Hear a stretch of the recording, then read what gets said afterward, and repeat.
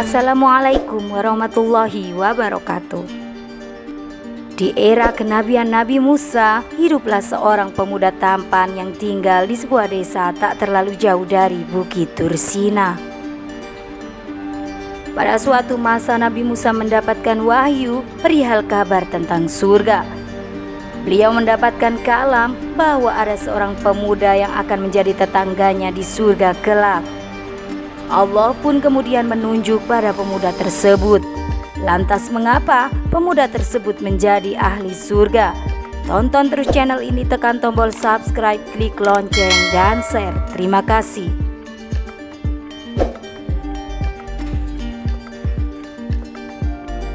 Kali ini Nabi Musa pun penasaran seperti apa amalan pemuda itu hingga diberikan rahmat Allah berupa surga.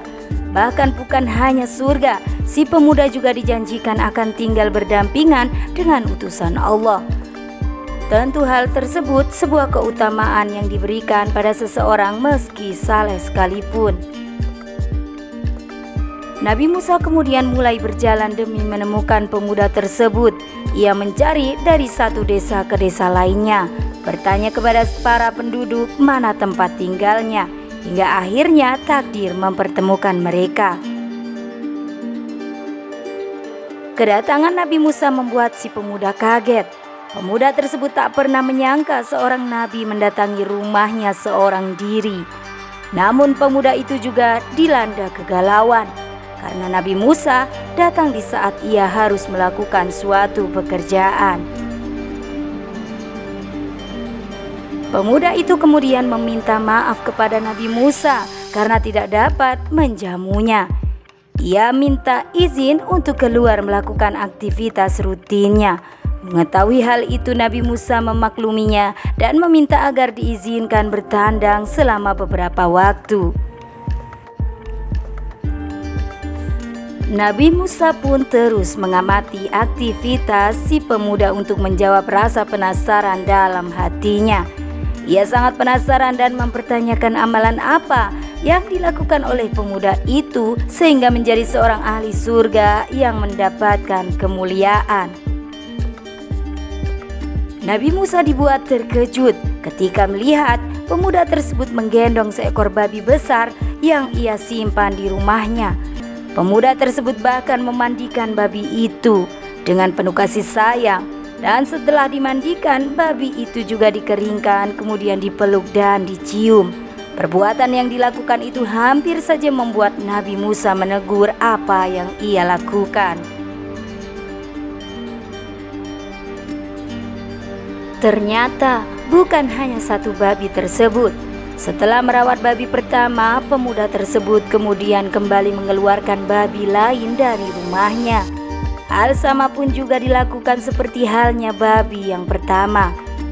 Usai melakukan hal tersebut, pemuda itu kemudian kembali menemui Nabi Musa. Nabi Musa kemudian bertanya, "Wahai saudaraku, apakah agamamu?" "Saya beragama tauhid," jawab si pemuda. Nabi Musa kemudian kembali bertanya, "Lalu mengapa engkau memelihara babi?" Pemuda tersebut kemudian menjawab bahwa kedua babi tersebut adalah orang tuanya. Pemuda tersebut mengisahkan di suatu masa ia melihat petir menyambar kedua orang tuanya. Saat itu ia berpikir orang tuanya telah tewas, namun ternyata ia mendapati bukan jenazah orang tuanya, melainkan dua ekor babi. Dua babi tersebut kemudian ia bawa pulang dan dirawat dengan baik. "Ayah dan ibuku telah melakukan dosa besar hingga Allah mengganti rupa mereka dengan rupa babi," jawab pemuda tersebut.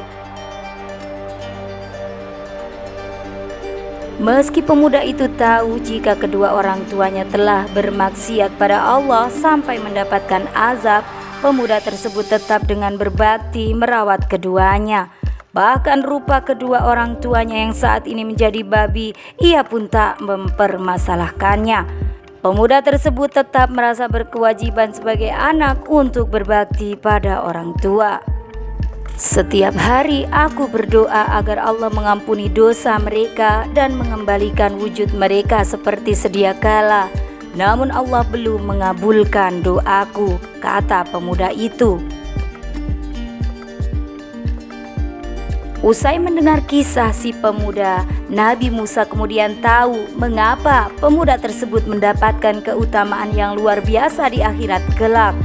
Allah Subhanahu wa Ta'ala memberikan keistimewaan pemuda tersebut bertetangga dengan utusan Allah. Usai mengetahui kisah ini, masih adakah keinginan untuk durhaka pada orang tua? Masihkah kita akan lalai untuk mendoakan kedua orang tua kita? Semoga Allah Subhanahu wa Ta'ala menjauhkan kita dari sifat-sifat tersebut. Wassalamualaikum warahmatullahi wabarakatuh.